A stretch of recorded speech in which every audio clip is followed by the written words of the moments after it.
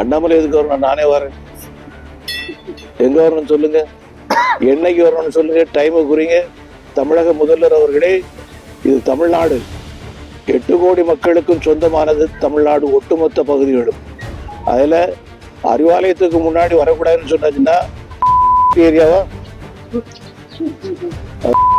அங்க வரக்கூடாது நீங்க சொல்றது உங்களுக்கு என்ன தைரியம் இருக்க முடியும்? பாலியல் குற்றச்சாட்டுகள் அதிகரிச்சுட்டே வருது. காவல்துறை நடவடிக்கை எப்படி பாக்குறீங்க? இந்த குற்றங்களை தடுக்கிறதுக்கு என்ன நடவடிக்கை எடுக்கணும்? என்ன நடவடிக்கை எடுத்திருக்கிறாங்க? விவாதங்கள் நடந்துட்டு இருக்குது. சோசியல் மீடியால தினசரி விவாதம் இதுதான் நடக்குது. ஆனா தீர்வு என்ன? போதைப் பொருட்களுக்கு தீர்வு என்ன? அதாவது எல்லாம் சமாளிஃபிகேஷன் நடத்தி அப்படி அப்படியே சமாளிச்சு விட்டுட்டு தான் இருக்கிறாங்களே ஒழிய டைவர்ட் பண்றாங்க. ஒரு நிலையிலிருந்து இன்னொரு விஷயத்துக்கு டைவர்ட் பண்ணி விட்டுறது.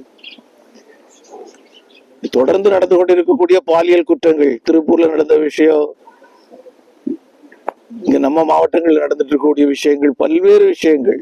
பேப்பரை திறந்தா சொன்னாச்சுன்னா உலக செய்திகள், இந்திய செய்திகள், தமிழ்நாட்டு செய்திகள், நல்ல விஷயங்கள்லாம் மிஞ்சக்கூடிய வகையில இன்னைக்கு மற்ற விஷயங்கள் வந்துட்டு இருக்கு. போதை விஷயங்கள், கொலை விஷயம், கொள்ள விஷயம், கற்பழிப்பு விஷயம். தமிழக முதலமைச்சர் இந்த பத்திரிகைகள்லாம் படிக்கணும். தேர்தலில் எப்படி எதிரொலிக்கணும்னு நினைக்கிறீங்க? எப்படிங்க தேர்தலில் இந்த மாதிரி சட்ட ஒழுங்கு சீரழிவு, பாலியல் துன்புறுத்தல் தேர்தல் எப்படி இருக்கும்?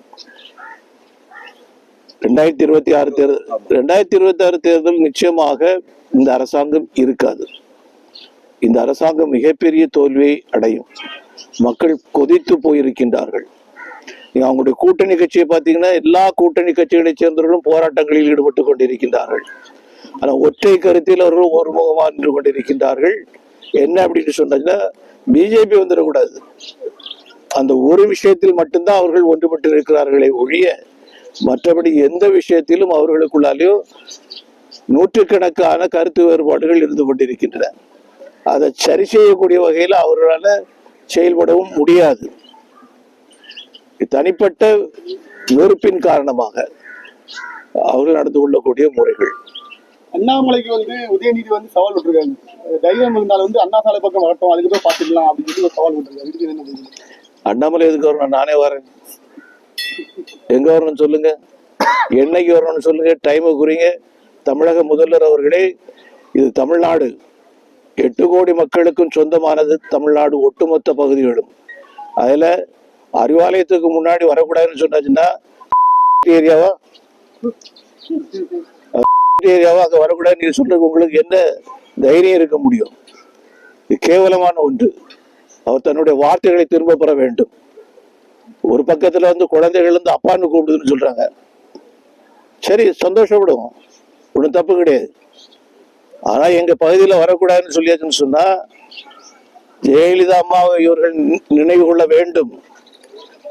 மறுமலர்ச்சி திராவிட முன்னேற்ற கழகத்தினுடைய துவக்க காலத்துல ஒரு பெரிய ஊர்வலம் அந்த பகுதியாக இதே அறிவாலயத்தில் தாக்கக்கூடிய அளவுக்கு சூழ்நிலைகள் வரும் என்ற நிலையில அன்னைக்கு அந்த அம்மா பாதுகாப்பு கொடுத்து முடிச்சாங்க. இன்னைக்கு இவர் அதை வேற ஏதாவது மாற்றி எங்க பகுதிக்கு வந்துடாங்க அப்படின்னு சொல்றாங்கன்னா, ஒண்ணு அவர்கள் தவறாக அறிவாலயத்தை நடத்துகிறார்கள் என்று சொல்லி பொருளாக முடியும். இல்லைன்னா வேற ஒரு விஷயம். சவால் விடுறீங்கன்னு சொன்னாச்சுன்னா நாங்க வரோம். உடனே அடுத்தாக்குல ஒரு கேள்வி கேட்பாங்க, ஏரியான்னு சொன்னா அதுக்காக பொன் ராதாகிருஷ்ணன் வர்றாருன்னு சொல்லிட்டு கேட்பாங்க. இந்த குசும்பு வேலைகள்லாம் செய்வாங்க. இந்த வேலைகளும் வேண்டாம். நீங்க ஒரு சவாலை நீங்க விடுங்க, அங்க நாங்க வாரோம், உங்களால என்ன செய்ய முடியுமோ செய்யுங்க.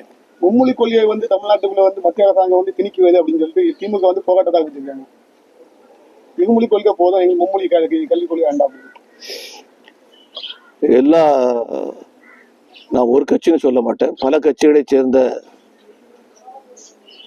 கட்சி தலைவர்கள், பாராளுமன்ற உறுப்பினர்கள், அமைச்சர்கள், சட்டமன்ற உறுப்பினர்கள், பல துறைகள்ல இருக்கக்கூடிய இவங்க எல்லாம் பள்ளிக்கூடங்கள் நடத்திட்டு இருக்கிறாங்க. அந்த பள்ளிக்கூடங்கள்ல ஹிந்தி பயிற்று கொடுத்து கொண்டிருக்கின்றார்கள். கேட்டாச்சுன்னு சொன்னா விருப்பப்பட்டு வருகிறார்கள். இந்தி பிரச்சார சபா இல்லையா? இந்தி பிரச்சார சபா இருக்குது. இந்தி பிரச்சார சபா இந்தி படிக்க வேண்டும் என்று வருபவர்களுக்காக மட்டுமே இருக்கக்கூடிய ஒரு அமைப்பு, மகாத்மா காந்தியால் ஆரம்பிக்கப்பட்ட அமைப்பு. அது இன்னைக்கு செயல்பட்டு கொண்டிருக்கிறது. நீங்க ஹிந்தியை பரப்ப வேண்டும் என்பதற்காக நீங்க பள்ளிக்கூடம் ஆரம்பிச்சீங்களா? ஒத்துக்கிடுங்க, நீங்க ஒத்துக்கிடுங்க. ஹிந்தியை பரப்புவதற்காகத்தான் நாங்கள் பள்ளிக்கூடங்களை ஆரம்பித்திருக்கிறோம்னு சொன்னா செருப்புகளை தட்டிப்பாங்க ரோடா. உங்களை முதல்ல உங்க பள்ளிக்கூடங்களை எடுத்து மூடுங்க. ரெண்டாவது, இன்னைக்கு தமிழ்நாட்டு மக்கள், தமிழ்நாட்டு மாணவர்கள் உலகை வெல்லக்கூடிய சக்தி படைத்தவர்களாக வந்து கொண்டிருக்கின்றார்கள். அவர்களுக்கு என்ன படிக்கணும்னு விருப்பப்படுறாங்களோ அந்த வசதிகளை செய்து கொடுப்பது அரசாங்கத்தினுடைய கடமை, அரசாங்கத்தினுடைய கடமை. அதை செய்ய மாட்டேன்னு சொல்லியாச்சுன்னு சொன்னா எப்படி ஏற்புடையதாக இருக்க முடியும்? ஒரு வகையில வந்து நான் எல்லாரும் அப்படி கூப்பிடுறாங்க இப்படி கூப்பிடுறாங்க, சந்தோஷம், உங்களை கூப்பிட்டு நாங்களும் சந்தோஷப்படுறோம். அதுக்கு தக்கப்படி நீங்கள் நடக்கணும், ஒரு அப்பா ஸ்தானத்திலிருந்து நடக்கணும். உங்களுடைய குழந்தைக்கு என்ன கொடுக்கணுமோ அதை நான் கொடுப்பேன், அந்த மனநிலையோடு நீங்க நடந்தீங்கன்னா வரவேற்கப்படக்கூடிய விஷயம், மற்றபடின்னு முடியாது.